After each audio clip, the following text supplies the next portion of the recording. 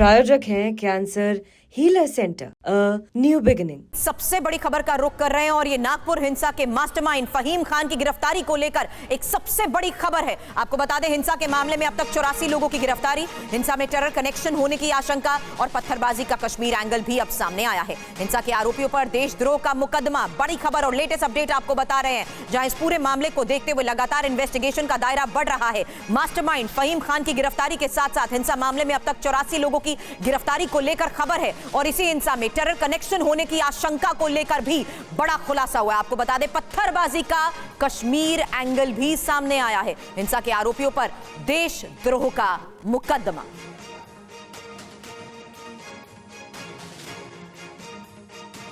तो आतंकी साजिश को लगातार ये एंगल पर इस पर जांच हो रही है, लेकिन इसका शक क्यों? 5 एंगल से जांच को आगे बढ़ाया जाएगा। अब आपको वो 5 एंगल बता रहे हैं। पहला, टेरर कनेक्शन पर एटीएस की जांच आगे बढ़ रही है, जो एंटी टेरर स्क्वाड है। दूसरी बड़ी बात कि पत्थरबाजी का कश्मीर पैटर्न भी दिखाई दे रहा है, जिस तरह से घाटी में होता था वैसे ही कुछ ऐसा हुआ। और तीसरी बड़ी बात कि बाहरी फंडिंग का भी शक है कि जो टेरर फंडिंग अगर हुई है या टेरर कनेक्शन है तो बाहरी फंडिंग का भी शक जताया जा रहा है। हालांकि इसमें इंपॉर्टेंट है कि किस तरीके से बाहरी फंडिंग और जिस तरीके से पथराव हुआ है उसी पैटर्न को देखते हुए जांच का दायरा बढ़ रहा है। लेकिन 66 वीडियोस की जिस तरीके से जांच की जा रही है उसी आधार पर लगातार लोगों से पूछताछ भी हो रही है। यहां तक कि टूल किट और अफवाह फैलाने की रणनीति जिस तरीके से अपनाई गई है उसके बाद जांच का दायरा बढ़ता जा रहा है और यही वजह है कि आतंकी साजिश पर शक जिस तरीके से गहराता जा रहा है। 5 वो एंगल हमने आपको बताए जिसके आधार पर पूरे मामले की जांच की जा रही है। और आइए अब आपको बताते हैं कि आखिर ये जो मास्टरमाइंड है फहीम खान, वो है कौन? पूरा नाम इसका फहीम शमीम खान बताया जा रहा है। इसकी उम्र 38 साल बताई जा रही है। ये निवासी है यशोधरा नगर नागपुर का ही और माइनॉरिटी डेमोक्रेटिक पार्टी का नेता रहा है फहीम खान। फहीम खान पर आरोप क्या क्या है आपको बता दें कि नागपुर में हिंसा से पहले इसने भाषण दिया था, लोगों को उकसाया था, 500 से ज्यादा लोगों को इकट्ठा किया गया था, भीड़ को इकट्ठा करने का काम इसी ने किया था। भाषण के बाद इलाके में सांप्रदायिक तनाव बढ़ गया था और फिर हिंसा हो गई थी। तो ये फहीम खान पर आरोप है। अब आपको नागपुर में कश्मीर पैटर्न को देखते हुए ही 2 तस्वीरें आपके सामने रख रहे हैं और समझा रहे हैं, क्योंकि पहली तस्वीर नागपुर हिंसा की है जिसमें आपके सामने है कि किस तरीके से उपद्रवियों ने चेहरे पर मास्क लगाए, रुमाल ठीक वैसे ही बांधा है जैसे कश्मीर में उपद्रवी आर्टिकल 370 हटने से पहले करते नजर आए थे। हालांकि ठीक कश्मीर पैटर्न पर उपद्रवी पुलिस पर पथराव करते। हिंसा से महज कुछ घंटे पहले सैकड़ों लोगों को मोबिलाइज किया गया, इंटरनेट पर मैसेजेस सर्कुलेट हुए। कुछ ही देर में शहर में हिंसा की आग जिस तरीके से भड़की, उसी लिहाज से पत्थरबाजी के इस कश्मीर पैटर्न को देखते हुए भी मामले की जांच की जा रही है। और एक और बड़ी खबर यह कि जांच के दौरान नागपुर हिंसा का बांग्लादेश कनेक्शन भी सामने आ रहा है। जांच में पता चला है कि जो social media accounts cyber police के रडार पर हैं, उनमें से कुछ बांग्लादेश से चलाए जा रहे हैं। भड़काऊ पोस्ट और वीडियो बांग्लादेश से भी शेयर किए गए हैं और अब तक ऐसे 172 वीडियो सामने हैं पुलिस के, जो जांच हो रही है जिनका कनेक्शन बांग्लादेश से सीधा बताया जा रहा है। यानी बांग्लादेश में लोग बैठकर पोस्ट कर रहे थे और भारत में ये उकसावे की कार्रवाई हो रही थी। लोगों को उकसाया जा रहा था सोशल मीडिया के जरिए और हिंसा को अंजाम तक पहुंचाए जाने की साजिश रची जा रही थी।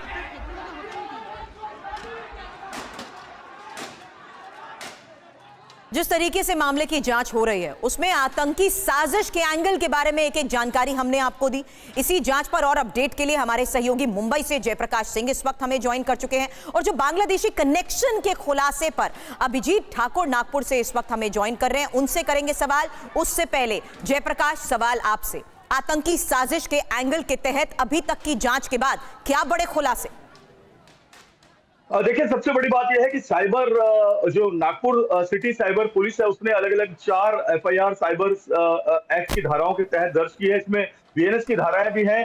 2 अलग अलग एंगल पर साइबर पुलिस जांच कर रही है। पहला एंगल है कि 17 तारीख को यानी 17 मार्च को जिस दिन ये पूरा हिंसा दंगा हुआ उस दिन करीब 4-5 घंटे कितने सोशल मीडिया एक्टिव थे नागपुर में, खास करके महाल इलाके में, हंसापुरी इलाके में और सिटी पार्क इलाके में, मोबिनपुरा इलाके में। यहाँ पर जितने भी सोशल मीडिया अकाउंट्स एक्टिव थे व्हाट्सएप के जरिए या फिर इंस्टाग्राम के जरिए, एक्स पोस्ट के जरिए, उसको खंगाला गया है। और दूसरा जो दूसरी जांच साइबर पुलिस की, नागपुर सिटी साइबर पुलिस की, वो 17 मार्च से लेकर 19 मार्च के बीच में, यानी कल देर रात तक कितने सोशल मीडिया अकाउंट से ये जहरीले पोस्ट किए गए, और इसमें कुछ आईपी एड्रेस बांग्लादेश के भी मिले हैं, कुछ आईपी एड्रेस नागपुर के और कुछ नागपुर के बाहर के भी हैं। इसमें कश्मीर एंगल भी आ रहा है, इसलिए एंटी टेररिस्ट स्क्वाड जो है इस पूरे मामले में जांच में जुट गई है। 2 टीमें एटीएस की नागपुर पुलिस के साथ में इस पूरे मामले की जांच कर रही है। जो फहीम खान है, उसके पीछे कोई मास्टरमाइंड है क्या? क्योंकि फहीम खान एक साथ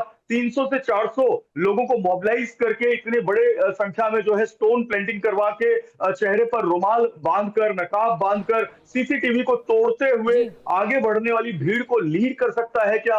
ये एक बहुत बड़ा सवाल है। और इसीलिए मास्टरमाइंड फहीम खान के पीछे वाले मास्टरमाइंड की तलाश में अब नागपुर पुलिस, नागपुर एटीएस और Mumbai ATS, Maharashtra ATS, cyber police जुट गई है। और इसमें एक बड़ा एंगल ये आ रहा है कि इसमें अब तक जो 10 एफआईआर हुई है, इसके अलावा और भी कुछ एफआईआर हो सकती है। करीब 80 से 90 लोग अभी भी जीरो इन किए गए हैं, जिनकी स्कैनिंग की जा रही है सीसीटीवी के जरिए। और ये स्कैनिंग करके इन 80-90 लोगों पर भी रडार पर रखा गया। यानी गिरफ्तारियां जो अब तक हुई हैं, इसमें गिरफ्तारियों की संख्या बढ़ेगी और ये मामला एक लार्जर कॉन्स्पिरेसी का मामला लग रहा है। बिल्कुल बड़ी बात जयप्रकाश आपने कही कि क्या फहीम खान के पीछे कोई और चेहरा है मास्टरमाइंड का, या कहीं और से ऑपरेट किया जा रहा था, कहीं और से साजिश रची गई, या फिर आदेश दिया जा रहा था हिंसा का? बांग्लादेशी कनेक्शन क्या कुछ मिल रहा है? इसी पर हमारे साथ अभिजीत हमें ज्वाइन कर चुके हैं। अभिजीत, क्या बताया जा रहा है, किन अकाउंट्स को चिन्हित किया गया है सोशल मीडिया के जरिए जो सीधा बांग्लादेश से जुड़ रहे थे नागपुर में?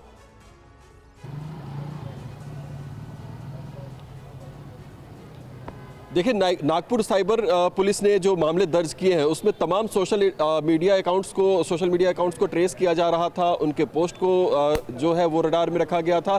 इनमें से कुछ ऐसे अकाउंट्स पाए गए हैं जिनका आईपी एड्रेस ट्रेस हुआ है बांग्लादेश का, यानी वहां से भी ऐसे पोस्ट और वीडियोस शेयर किए जा रहे थे। भीड़ को जुटाने के लिए सोशल मीडिया का सहारा लिया गया। इंस्टाग्राम, व्हाट्सएप के जरिए वो वीडियो सर्कुलेट की गई जिसमें औरंगजेब के कब्र का रेप्लिका बनाकर जलाया जा रहा था, उसके पुतले को जलाया जा रहा था, जिस पे वो चादर डाली गई थी और इस तरह के मैसेज फैलाए गए कि उस पर कोई धार्मिक संदेश लिखा हुआ था। और इसी वीडियो के फैलते ही भीड़ को जुटाने के लिए इस तरह के वीडियो फैलाने के बाद संदेश दिया गया और उसको जो शेयर किया गया वो बांग्लादेश से भी शेयर किया गया। इस तरह की बात जो है वो सामने आई है। साइबर पुलिस का ऐसा कहना है कि वहां से भी ट्रेस किए गए हैं ऐसे कुछ आईपी एड्रेसेस जिनसे ये वीडियो और पोस्ट शेयर किए गए, जिससे कि ज्यादा से ज्यादा व्यूज उस पर आए, ज्यादा से ज्यादा लोगों तक पहुंचे। और खासकर नागपुर में अगर हम आपसे बात करें तो संजय बाग, जहां का जो ये मास्टरमाइंड फहीम खान रहने वाला है, वहां जब हम कल पहुंचे तो हर व्यक्ति के हाथ में जो मोबाइल था उसमें वो वीडियो जरूर मौजूद थी। तो इस बात को मेक श्योर करने के लिए कि हर नागपुर में हर उस एरिया में जहां पर वो वीडियो सर्कुलेट करना चाहते हैं उसके लिए सोशल मीडिया का सहारा लिया गया। और ऐसे में कुछ अकाउंट्स जिनसे वो वीडियोस शेयर किए गए वो बांग्लादेश से ऑपरेट हो रहे थे, यानी वहां तक भी कनेक्शन था। कहीं ना कहीं ये कम्युनिकेशन एक नागपुर टू बांग्लादेश हुआ, जिसके बाद वो वीडियो और पोस्ट शेयर किए गए उस पर व्यूज बटोरने के लिए, या फिर ये कह सकते हैं आपके जिस संदेश या जिस अफवाह को फैलाने की कोशिश की जा रही थी उसको ज्यादा से ज्यादा शेयर करने के लिए। जी अभिषेक, जयप्रकाश लगातार मामले की जांच पर नजर बनाए रखें, आगे भी आपसे लेंगे अपडेट। शुक्रिया फिलहाल पूरी जानकारी के लिए आपका।